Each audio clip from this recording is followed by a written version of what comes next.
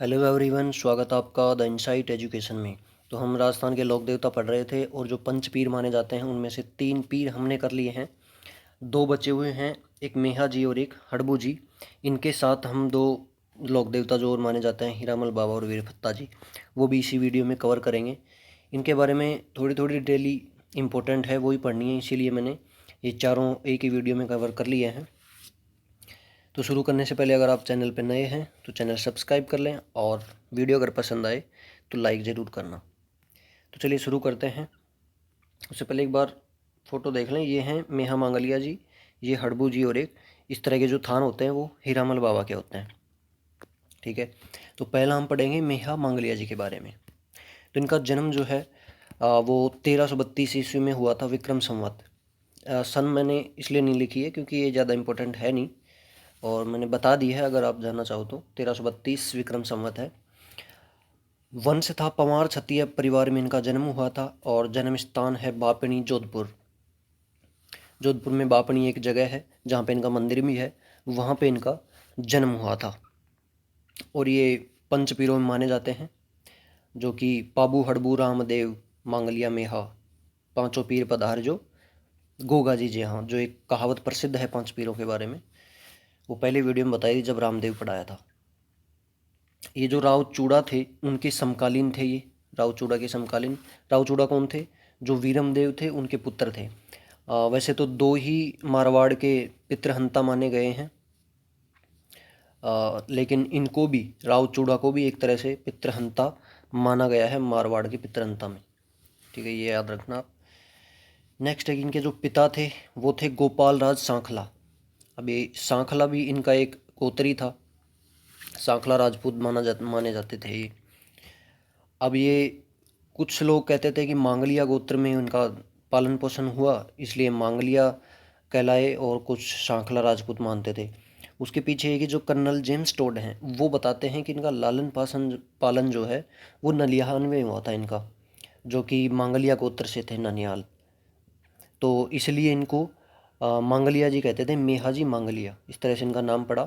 और कुछ शोधकर्ता अन्य थे जो इनको सांखला राजपूत मानते थे, इसलिए इनको सांखला भी कहते थे, सांखला गोत्र से भी इनको बोलते थे।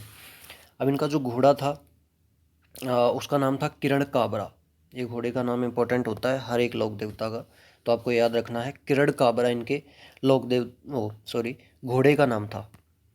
ठीक है, अब ये देखिए इनकी जो मृत्यु हुई थी वो हुई थी जो जैसलमेर के राव राणक देव थे उनसे युद्ध करते वक्त इनकी मृत्यु हुई थी।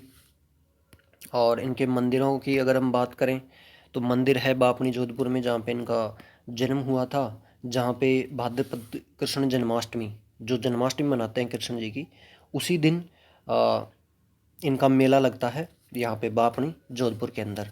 और इस दिन क्या है, जो मांगलिया गोत्र के जो राजपूत होते हैं वो इनकी जन्माष्टमी मनाते हैं। मांगलिया जी की, मेहा जी की जन्माष्टमी मनाते हैं उसी दिन जिस दिन बाकी के लोग कृष्ण जी की जन्माष्टमी मनाते हैं। नेक्स्ट हम पढ़ते हैं हड़बू जी। हड़बू जी के बारे में, तो इस तरह मूर्ति होती है हड़बू जी की। हड़बू जी का जन्म जो है वो भूंडेल ग्राम नागौर में हुआ था, और सांखला राजपूत थे ये। अब देखिए सांखला ये भी थे, तो पढ़ते आपको पता चल रहा होगा कि इनके पिता का नाम क्या हो सकता है, मेहा जी।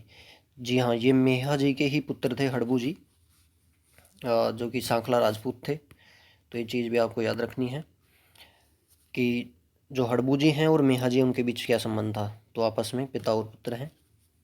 अब इनको वचन सिद्ध पुरुष, चमत्कारी पुरुष, शकुन शास्त्र का ज्ञाता, ये देखिए इस पे क्वेश्चन आया वो भी है कि शकुन शास्त्र का ज्ञाता किस रामदेव, किस लोक देवता को माना गया है, तो ये हैं हड़बू जी। शकुन शास्त्र का ज्ञाता, योगी, सन्यासी और वीर योद्धा, इन सब नामों से इनको पुकारा जाता है।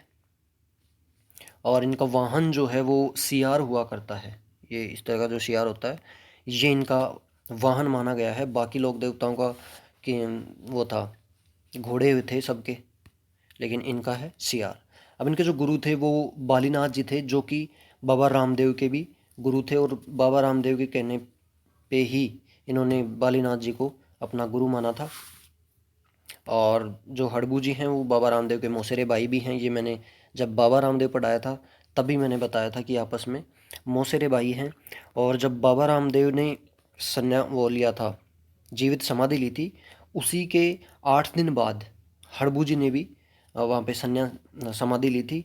और बाबा रामदेव ने समाधि के बाद हड़बू जी को सपने में प्रकट होके एक रतन कटोरा व सोहन चुटिया भेंट की थी। ये माना गया है, उनको दर्शन दिया था हड़बू जी को, और ये चीज़ एक रतन कटोरा व सोहन चुटिया इनको भेंट दे के गए थे, ऐसा माना जाता है।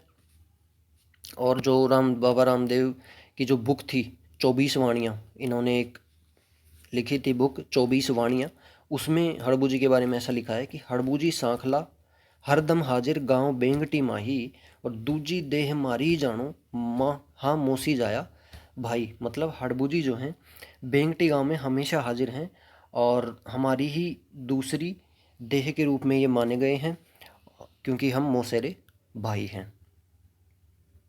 तो इस तरह से बाबा रामदेव के बारे में लिखा है। और ये जैसा कि मैंने बताया था कि रामदेव जी के समाधि के 8 दिन बाद ही इन्होंने भी रूणेचा में समाधि ले ली थी। अब देखिए, राव जोधा जो कि जोधपुर के संस्थापक थे, उनके ही समकालीन थे। और हड़बू जी ने राव जोधा को उनके साम्राज्य के विस्तार के लिए उन्हें कटार और घोड़ा ये दिया था भेंट के रूप में।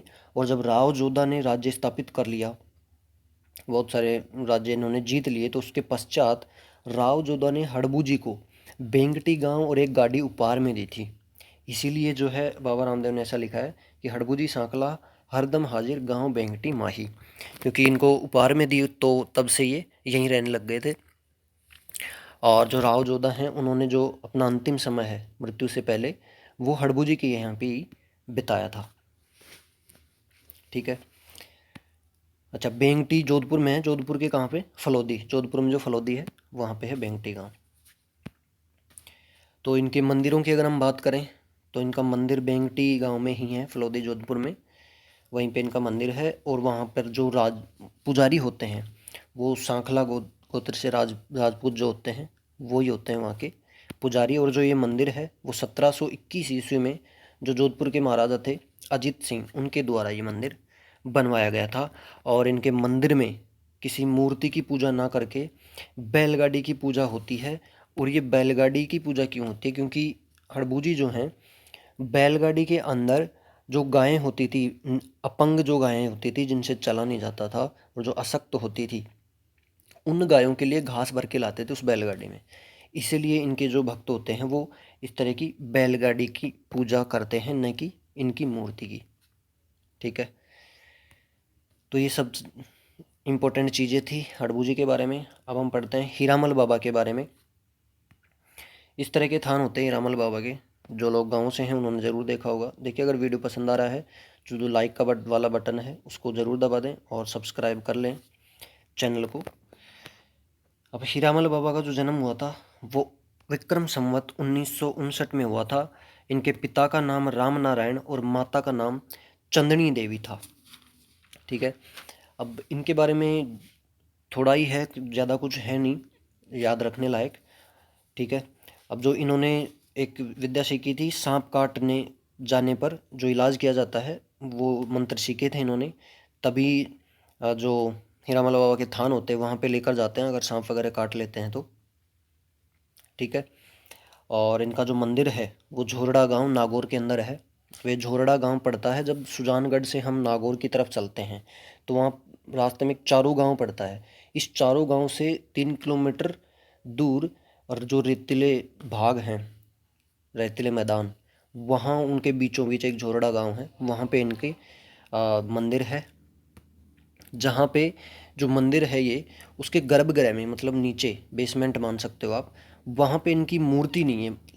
मूर्ति की जगह सांप की जो बाम्बी होती है वो लगी हुई है वहाँ पे, और उसी की पूजा होती है वहाँ पे। और इनके प्रतीक के रूप में, हीरामल बाबा के प्रतीक के रूप में वहाँ पे इनके चरण कमल लगाए हुए हैं।